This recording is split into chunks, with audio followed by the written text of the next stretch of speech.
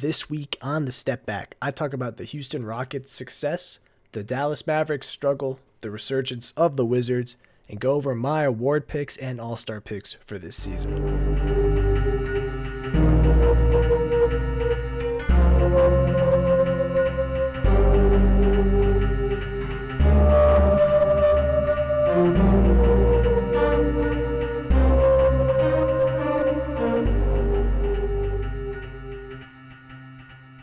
All right, welcome to the Step Back. I'm Andrew. Let's get right into things. First thing I want to talk about this week is the Houston Rockets. And I've been waiting a while to just start going in depth about the Rockets since the Harden trade. And I was hesitant to talk about them earlier because they were still trying to figure things out. Team was really injured and they haven't really played with their full roster until recently. And so now they're on this 6-game winning streak. They haven't beat too many good teams. They've beaten some bad teams. Like they beat the Pistons, the Mavericks, the Wizards, the Blazers, which I would say that's a good team, the Pelicans, and the Thunder. And right now, all those teams besides the Blazers are under 500. So there's a lot to think about here. But I think this team has a lot of potential to if they can get into the playoffs, to maybe upset one of the higher seeded teams. Just because this team has found its identity. And that identity is that they're a tough team. They play defense. They play hard on defense. And they don't give in.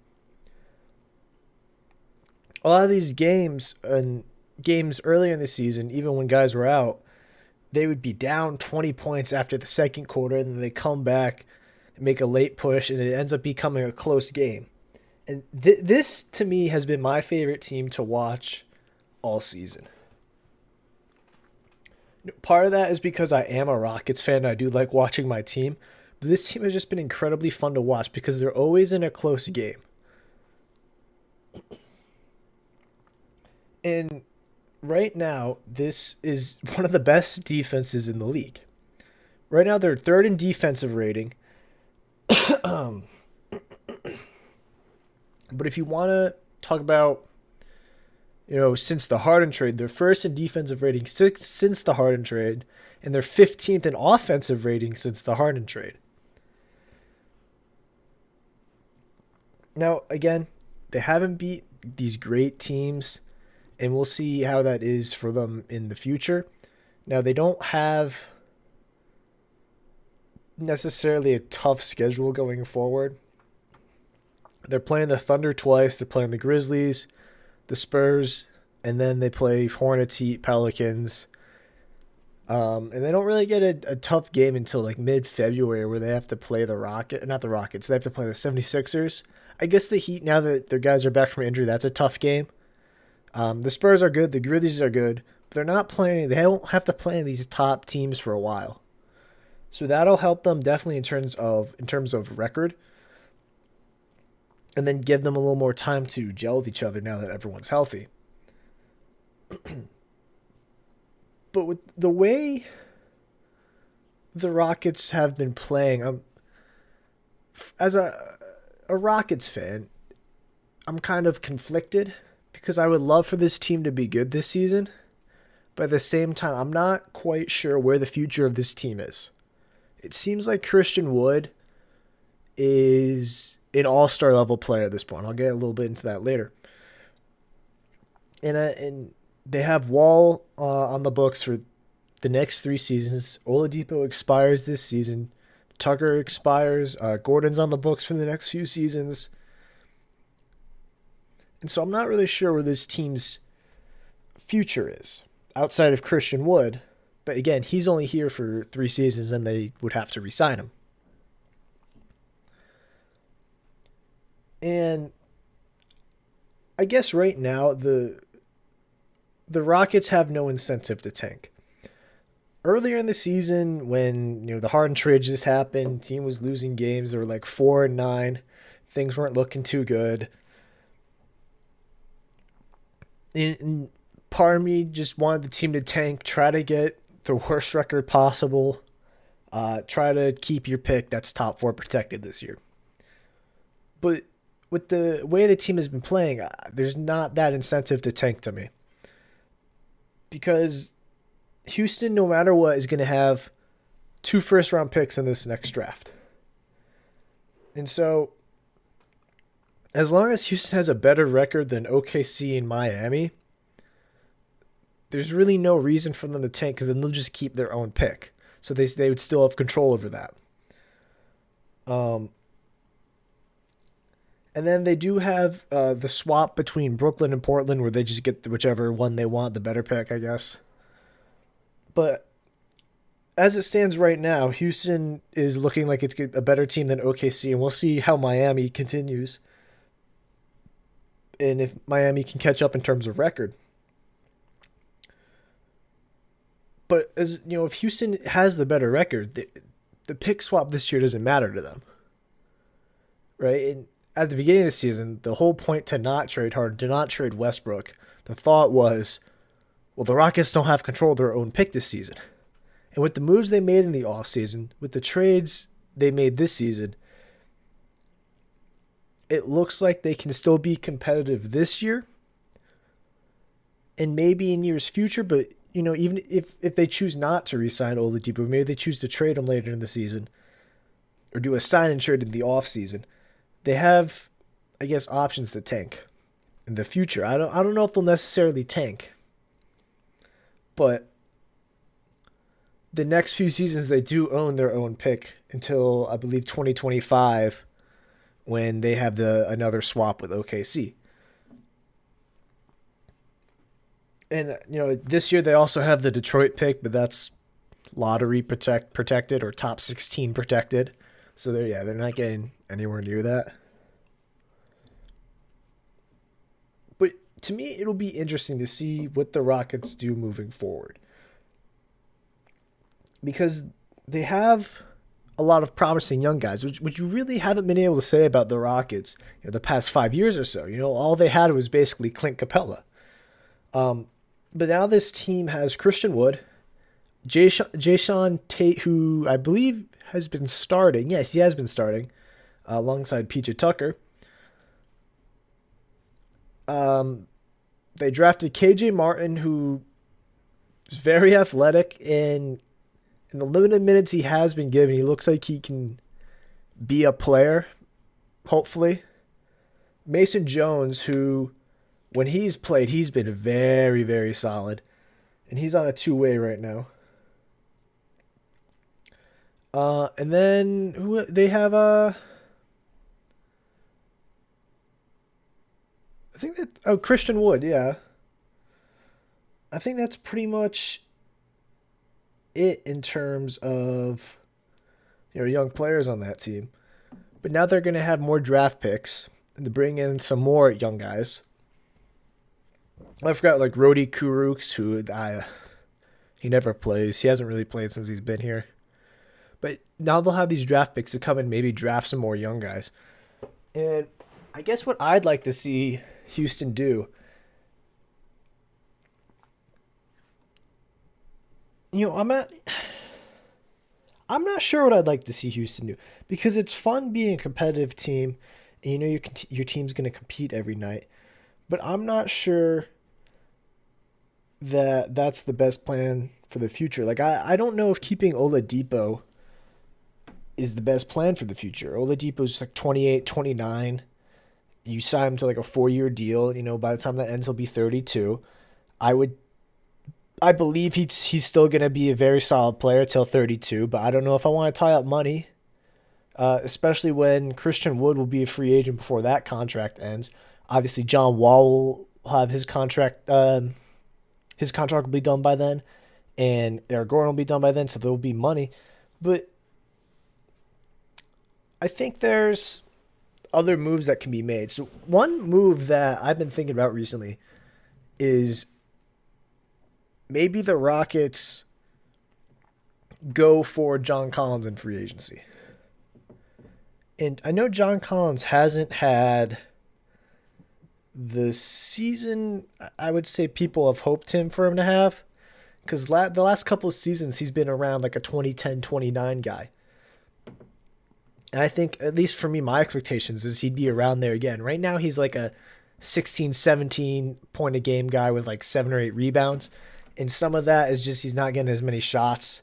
And the rebounding, I'm not really concerned about because he's playing next to Clint Capella, who's leading the league in rebounding. But I don't know how highly the Hawks value John Collins.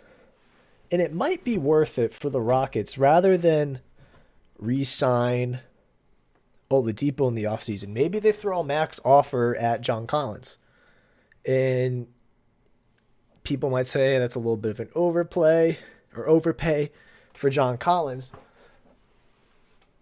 But it could work out. John Collins is still young. He could still get better. And it's not like he wouldn't fit with Christian Wood. And with John Wall here, there's still, a guard that can pass. Eric Gordon, he can play make. And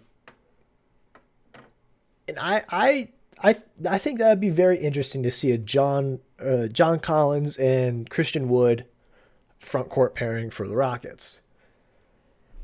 It would also bring a little bit more youth to the team. And I would like to see John Collins in a Rocket uniform. Now, another move the Rockets could do, again, with trying to get John Collins, is maybe the Hawks don't really value and use some of the picks that you got from Brooklyn and use those to maybe acquire John Collins now. That way you have his rights as a restricted free agent, so you don't have to worry about the Atlanta Hawks maybe matching an offer for him. I don't think that's the route to go because I don't. If you're trading for John Collins, you're probably the Rockets would probably just max him in the offseason. I feel like the Hawks might not be willing to match a max offer sheet for John Collins. But then again, they're not really getting any big free agents, and it would be a blow to the team if they lost John Collins this year. So that might not even be a possibility, but it's definitely something to think about if you're the Rockets. If not, I'm not sure what they do with Oladipo still, because he's been good, definitely playmaking wise, but he hasn't shot the ball particularly well with the Rockets. He's got like a 44% true shooting percentage since he's been here, which is a little concerning, but that feels too low to me for that to continue, and I'm confident that Oladipo will kind of get back on track. But God, I have loved watching the Rockets this season. What a treat to watch. I thought I was going to have to watch this bad team struggle, have like a horrible record. We don't even get to keep our pick. We get Miami's pick. They're in the playoffs. But so it's been nice, definitely as a Rockets fan, to have a team that, seems to have good chemistry and plays hard every night and is always going to be competitive. So we'll see what happens with Houston. Now, on the other side, we have the Mavericks, who have lost 6 games in a row. The Mavericks have had a rough stretch. And Porzingis has been back for all these 6 games. I know they had some other guys in and out of the lineups, and Porzingis hasn't played in all 6 of these games. But he has played in some of them. And they lost 2 games to the Jazz in which they looked totally unprepared. Now, they lost the first one, had a back-to-back, and I don't remember if it was exactly a back-to-back, but they played the Jazz a second time in a row. And they looked totally unprepared to face the team again. And that's it was Donovan Mitchell wasn't even playing that game. And they just, after the first quarter, they're down like 20, 25 points, and they just look completely crushed. And then they did play 2 games against the Suns. Those were close games, and they lost the second one at the buzzer. But it's still concerning for the Mavericks because a lot of people had high expectations for this team. I think they overachieved a little bit last season, taking the Clippers to 6 games. And coming into this season, Luka was definitely an MVP favorite. People thought the Mavericks were going to definitely be in the playoffs. And right now, they're struggling a bit. And if we look at the Western Conference standings, we have the Clippers, Jazz, Lakers, Grizzlies, Nuggets, Suns, Warriors, Blazers. And then right now, if the playoffs ended today, the play-in teams would be the Rockets and the Spurs. And the West all around has been extremely, extremely competitive. Aside from the Wolves, I could see every team in the West, team like seeds right now 9 through 14, be competing for those 7, 8, 9, 10 spots. The Kings aren't far behind the Spurs. The Thunder have somehow not been horrible this season. The Mavericks have underachieved to me, and the Pelicans, I mean, probably the second worst team in the conference right now. That roster doesn't really fit well. I've talked about them a lot. But the Mavericks have kind of dug themselves a hole right now. And Luka came out in an interview and he said, this team, we look like we don't really care if we win or lose. And maybe some of that is a mental thing for this team that they have to overcome. And, they're in a hole right now, but I don't think that they can't get out of this hole, especially with how close the teams are. Like, they're only 3 games behind the Rockets and the Blazers, who are 8 and 9 right now. So there's definitely some more to look forward to. But I think for this team, I think a little bit of why they're struggling is I think they miss Seth Curry a little bit. And they didn't quite realize they would miss him, his playmaking, ball handling, and shooting. Now, Josh Richardson has been good defensively. He's been solid offensively. But offensively, he's not the same as Seth Curry. I've seen people say that this team is missing Steven Silas. I don't think that's true at all. They look like they're running pretty much the same offense they were last season. I don't think much has changed. I think a little bit is that they haven't adapted to the personnel so well. And maybe if they had Silas there, maybe they'd be able to adapt to their personnel better. But I don't think Silas would have changed too much that they wouldn't be able to fix.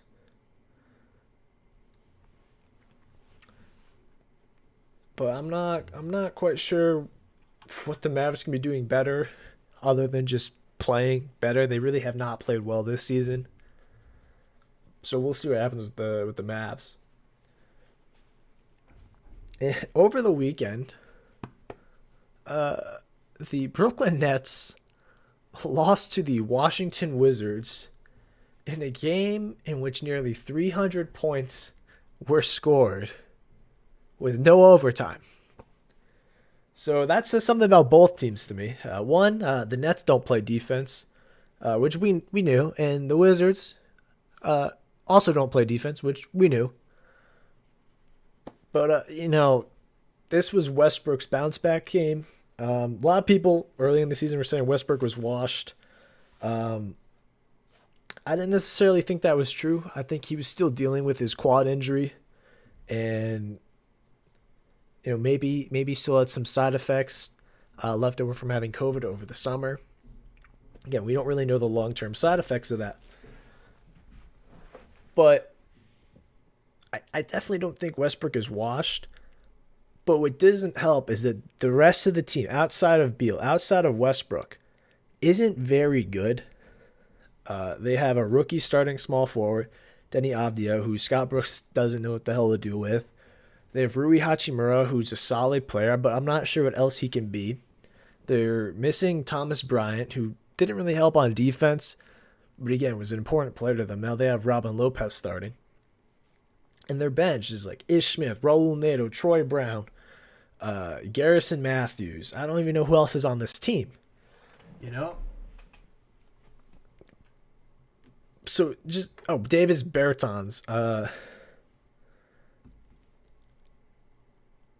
I don't know where the Wizards go from here because I don't know how much better they can be. They're in a deep, deep hole. They're 4-12. They're worse than the Pistons and the Timberwolves right now. I do think they can still compete for one of the play-in spots. But as it stands, they're going to have to beat out the Heat, who I think have been will be much better with all their guys back. The Magic, who, despite all their injuries, have not sucked as much as I thought they would. The Raptors, who I expect to be better. The Knicks, who've been playing great defense. The Bulls, who look improved from last season. The Hornets, the Cavs, the Hawks. So it's going to be tough for them to get to the play-in spot. Now, Beal said he doesn't want to be traded. The Wizards have stated they're not trading Beal. But I don't know what moves this team can make in order for them to be better. Because even if they do have a good Westbrook game, they just gave up 147 points. Again, that was the Brooklyn Nets, but it was the Brooklyn Nets, I believe, without James Harden.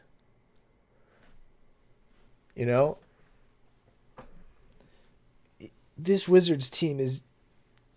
Even if I think Beal and Westbrook averaged 30 points this season, I think Westbrook could average a 30-point triple-double, and Beal could average 35, and I still don't know if this team would make the playoffs.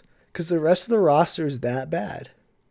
Bertans somehow forgot how to shoot. He got a massive contract in free agency. He has not been good this season. And the rest of that bench is not good. Robin Lopez is declining, has already declined. And there's not much left for them to do. They don't really have money to sign guys maybe in the upcoming offseason. So I don't know what the Wizards is doing, and I don't think they're going to fire Scott Brooks, which would probably be the best move to do at this moment. I don't know. But with that, do want to talk about some more fun stuff. So we're just a little bit over a quarter of the way through the season, and so I want to do my quarter season award picks. So MVP right now, for me, it has to be Embiid. Best team, best record. When he is playing, this Sixers team is amazing offensively and defensively. When he's not on the court, this team is just not as good. And some of that has to do with Ben Simmons needs to be a little bit more aggressive when he's playing without Embiid. And they're starting to figure that out as of the more recent games. But Embiid is the Sixers right now. And he is, I want to say carrying them, but he is the force that is driving them. My runner-up, I just don't think he has the record at the moment, is Jokic. I think if the Nuggets can get a top 2 seed, I think it becomes more of a conversation between him and Embiid, because I think Jokic has been probably the best player in basketball this season. He has been phenomenal. I don't know about best, but he's been a top 5 player for me this season. And if the Nuggets did have a better record, I probably would have him at MVP. But right now, just again, I think the thing for me that's separating Embiid and Jokic right now is record. So that's why I have Embiid. Coach of the year, I have Quinn Snyder. This Jazz team has been great. I think a little bit, I don't know about overachieve, but I think they're ahead of where people expected them to be. And I think Quinn Snyder's just done a great job coaching this team. Sixth man of the year, Jordan Clarkson. Yeah. He's the reason that the Jazz can survive without Donovan Mitchell on the floor. And he's scoring 18 points a game. So for me, he's hands down sixth man of the year. Great team. and he's one of the reasons why they're a great team. Not to mention they got on a steal of a contract.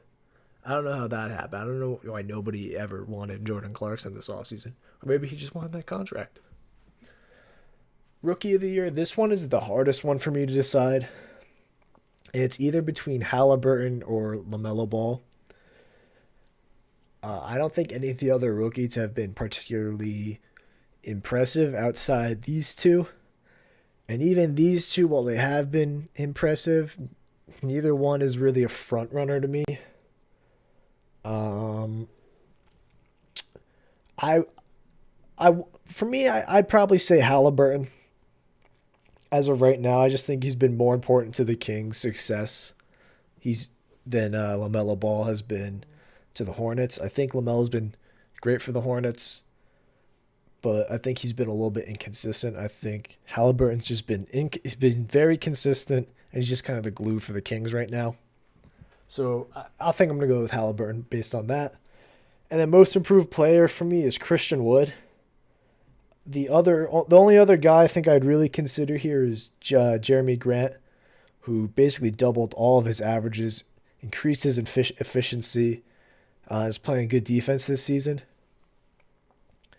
The reason I want to go with Wood here is just because I don't think the Pistons are going to be very good this season. And Wood is going to be a guy who's 23, 24, and 10 on potentially a Western Conference playoff team and potentially an all-star this season. Whereas I don't really think Jeremy Grant is going to get any all-star consideration. Or much all-star consideration.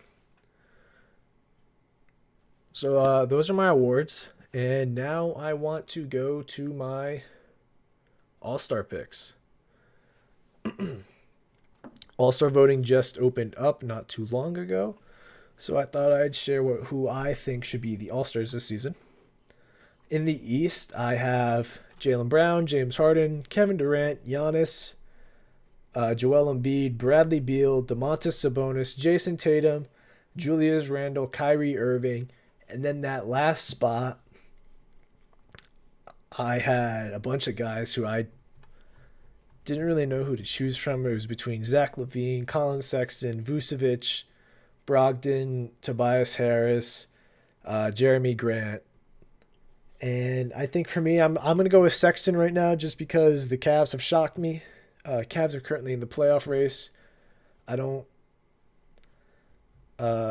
they've got a better record than the Bulls right now. I think Sexton's the most improved candidate. Brogdon, I think, would probably get in. I think he's been very, very good this season. I don't think Vooch is getting in. I don't think Grant is getting in. I think Zach LaVine is close. So we'll see. But that's who I have right now. In the West, I have LeBron, Jokic, Kawhi Leonard, Luka, Steph Curry, Donovan Mitchell, Rudy Gobert, Paul George, Damian Lillard, Anthony Davis, Christian Wood, and Devin Booker.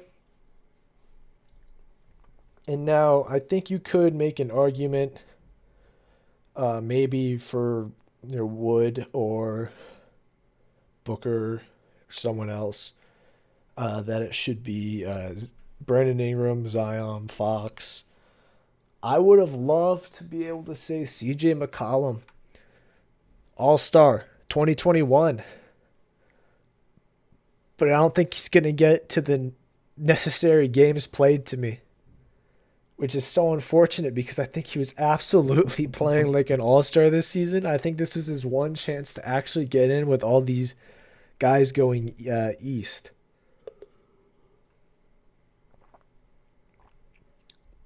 So that's unfortunate.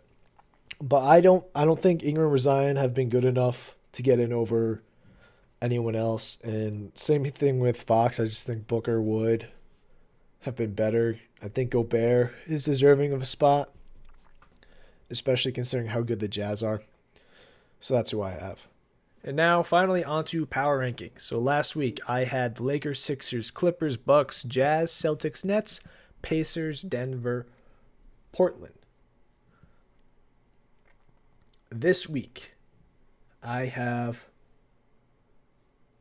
Lakers, Sixers, Jazz, Clippers, Bucks, Nets, Nuggets, Celtics, Blazers, Suns. So, biggest change here is I have completely dropped out the Pacers.